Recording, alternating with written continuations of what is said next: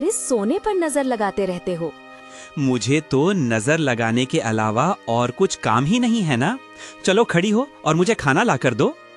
अरे तुम्हें दिखाई नहीं दे रहा, मैं सो रही हूँ। खुद जाकर रसोई से खाना ले आओ। और मैंने तुमसे कहा था ना, आते हुए मेरे लिए मटन करी लाना। क्या तुम्हें नहीं पता कि दुकान पे जितने भी मटन बनती है वो सब बिक जाती है, तो फिर मैं तुम्हारे लिए मटन कहाँ से लाऊं? देखिए जी, मुझे नहीं पता। आप मेरे लिए भी मटन करी लेकर आइएगा। मेरा भी मन करता है मटन खाने का। हाँ हाँ ठीक है, तुम्हारे लिए अगली बार मटन करी ला दूंगा। अब तो मेरे लिए खाना लगा दो। देखिए जी, अब मैं सो रही हूँ। रसोई में खाना बना हुआ है, आप खुद जाके खा लो। इस औरत को बोलकर कोई फायदा नहीं, अब मैं ही खुद ही जाकर खाना ले लेता हूँ। सेठ रसोई में खाना खाने जाता है कि तभी उसे रसोई में वो मसाले का डिब्बा दिखता है।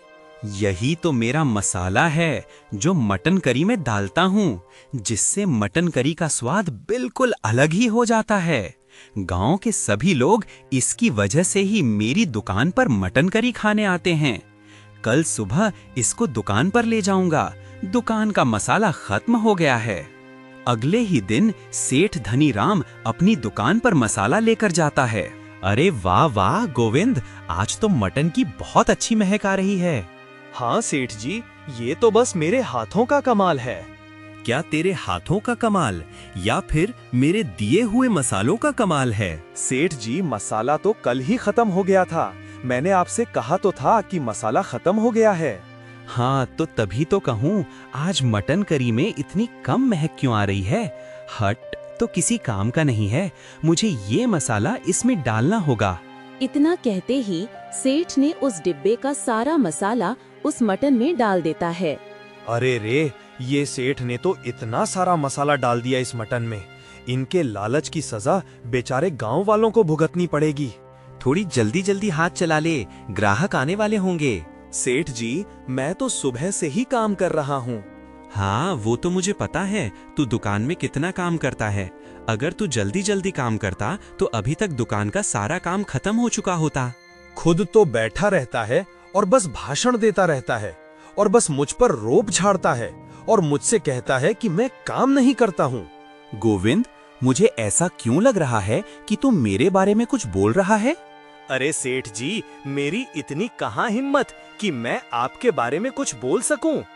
थोड़ी ही देर में सेठ की दुकान पर ग्राहकों की भीड़ लग जाती है। अरे भैया, जरा मुझे 2 प्लेट मटन करी पैक करके दो, आज मेरे घर मेहमान आए हुए हैं। हाँ हाँ, अभी करता हूँ। ऐसे ही धीरे धीरे सेठ धनीराम की दुकान से सारी मटन खत्म हो जाती है और सेठ की दुकान के गल्ले में बहुत सारे पैसे जमा हो जाते हैं। अरे वाह वाह, आज भी इतनी अच्छी कमाई हो गई है। लगता है भगवान इस धनीराम को धन देना शुरू कर दिए हैं। लगता है ये लालची सेठ जल्दी इस गांव का सबसे अमीर आदमी बन ही जाएगा। अगले दिन सेठ धनीराम अपनी दुकान पर खड़ा होता है। तभी एक औरत सेठ धनीराम की दुकान पर आती है। धनीराम भाई साहब, कल आपकी दुकान से जो मटन लेकर गई, उसे खाकर मेरे बच्चों के पेट में दर्द हो गया। वो औरत ये सब बोल ही रही होती है कि तभी एक आदमी सेठ की दुकान पर आता है। अरे क्या रे सेठ, तूने अब क्या मटन में मिलावट करना शुरू कर दिया है? तेरी वजह से कल जो मेहमान आए, मेरी बेइज्जती हो गई। कल तेरे यहाँ की मटन खाते उसके पेट में दर्द हो गया। अरे भाई, तुम लोग कैसी बात कर रहे हो? मेरे यहाँ के मटन में आज तक कोई कमी निकाला है? अच्छा, तो क्या हम झूठ बोल रहे हैं?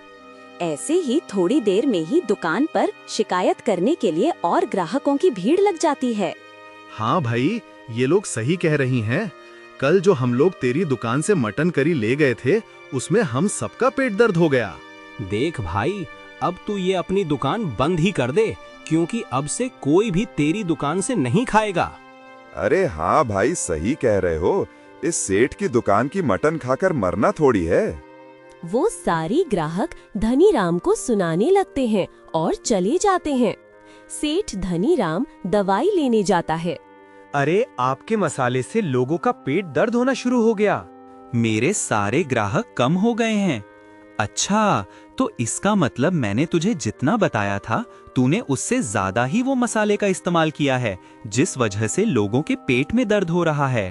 अरे भाई, 2-3 दिन से मेरा धंधा चौपट हो चुका है।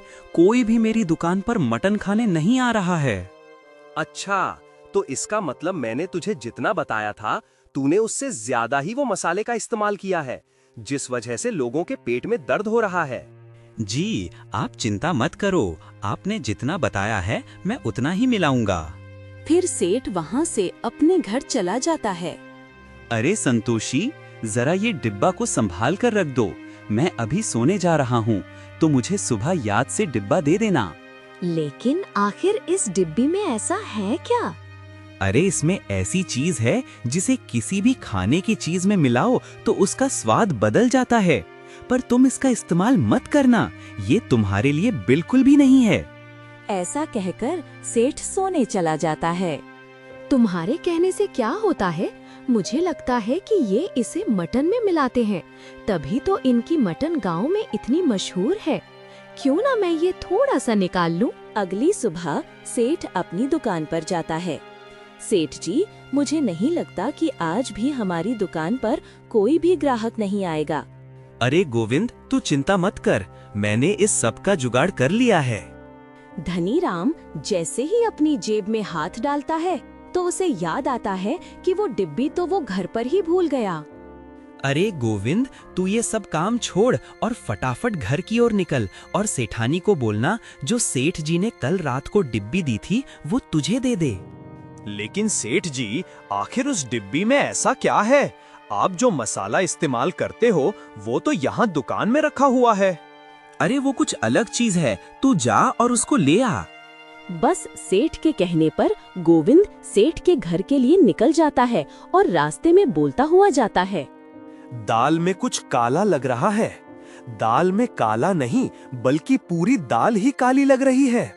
गोविंद जैसे ही घर जाता है तो घर के अंदर से गोविंद के चिल्लाने की आवाज आती है, मालकिन, मालकिन, अरे अरे सेठ जी।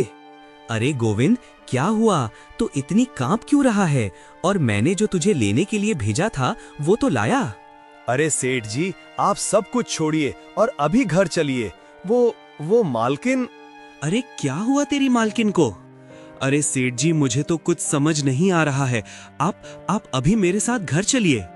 धनीराम गोविंद को अपने साथ घर ले जाता है और घर जाकर देखता है कि संतोषी बेहोश पड़ी है। अरे अरे डॉक्टर साहब, ये मेरी पत्नी के साथ क्या हो गया है? अरे सेठ जी, तुम्हारी बीवी ने कोई केमिकल वाली चीज खाई है जिसकी वजह से उसके शरीर का ये हाल हुआ है। डॉक्टर ये सब बोल ही रहा होता है कि तभी संतोषी को होश आ जाता है। ए जी, मैंने तो बस खाना ही खाया था और वो जो आप मटन के लिए जो मसाला मिलाते हो ना, बस उसी को मैंने अपने खाने में मिलाया था। उसी वजह से मेरी तबीयत खराब हो गया। क्यों तूने आखिर वो मसाला क्यों इस्तेमाल किया?